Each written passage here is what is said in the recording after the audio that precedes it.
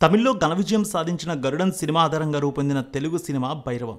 Telugu cinema పరిశ్రమకు చెందిన యువ హీరోలు బెల్లంకొండ శ్రీనివాస్, నారా రోహిత్, మనోజ్ మంచు హీరోలుగా, అతిథి శంకర్, దివ్య పిల్లై, ఆనంది హీరోయిన్స్గా, సీనియర్ నటి జయసుధ కీలక పాత్రలో నటించారు.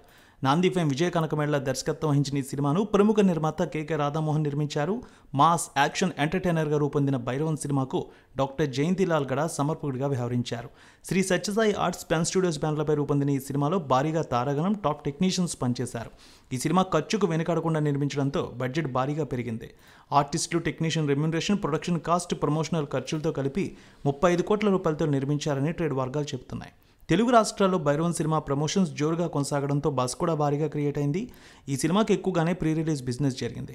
భైరవం సినిమా రిలీజ్ తర్వాత సూపర్ టాక్ సొంతం చేసుకుంది. ముగ్గురికి మంచి కంబ్యాక్ ఇచ్చిన సినిమా అనే టాక్ వచ్చింది.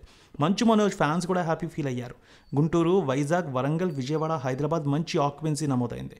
తొలి రోజు 5 కోట్ల రూపాయల వసూళ్లు వచ్చాయి. రెండో రోజుకి 9 కోట్ల రూపాయలు, మూడో రోజుకి 10.5 కోట్లు, నాలుగో రోజుకి 14 కోట్ల రూపాయలు, ఇక 7 రోజులకి 24 కోట్ల రూపాయలు, 14 రోజులకి 39 కోట్ల రూపాయలు, మూడో వారానికి 49.5 కోట్ల వసూళ్లు దాటింది. 25వ రోజు 53 కోట్ల రూపాయల వసూళ్లు తీసుకొచ్చింది. ఈ వారంతో ఈ సినిమా ఇక థియేటర్స్ నుంచి బయటకు రానుంది. ఇప్పటికే కుబేరా సినిమాకి థియేటర్ ఆక్యుపెన్సీ పెరుగుతోంది. అదేవిధంగా కన్నప్ప కూడా రిలీజ్కు సిద్ధమవుతోంది. దీంతో థియేటర్ ఆక్యుపెన్సీ అయితే క్రమంగా తగ్గనుంది. దాదాపు ఓవర్సీస్లో అయితే 3 కోట్ల రూపాయల పైగానే వసూళ్లు వచ్చాయి. స్టోరీ వైజ్ చూస్తే తూర్పుగోదావరి జిల్లా దేవీపురం గ్రామానికి చెందిన గజపతి, మనోజ్, వరద, నారా రోహిత్, సీను, బెల్లంకొండ సాయి శ్రీనివాస్ ముగ్గురు ప్రాణ స్నేహితులు.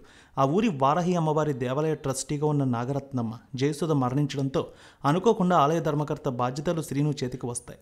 ఆ గుడి ఆస్తులపై మంత్రి వేదురుమల్లి కన్నుపడుతుంది. ఎలాగైనా గుడి భూమికి సంబంధించిన పత్రాలు దక్కించుకోవాలని కుట్ర పన్నుతాడు.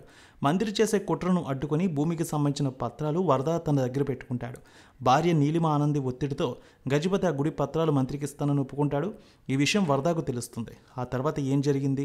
గుడి ఆస్తులు కాపాడేందుకు వరద ఏం చేశాడు? గజపతి మాట వింటూనే వరద ఫ్యామిలీని శ్రీను ఏ విధంగా రక్షించాడు? గజపతి గురించి శ్రీనుకు తెలిసిన నిజం ఏంటి?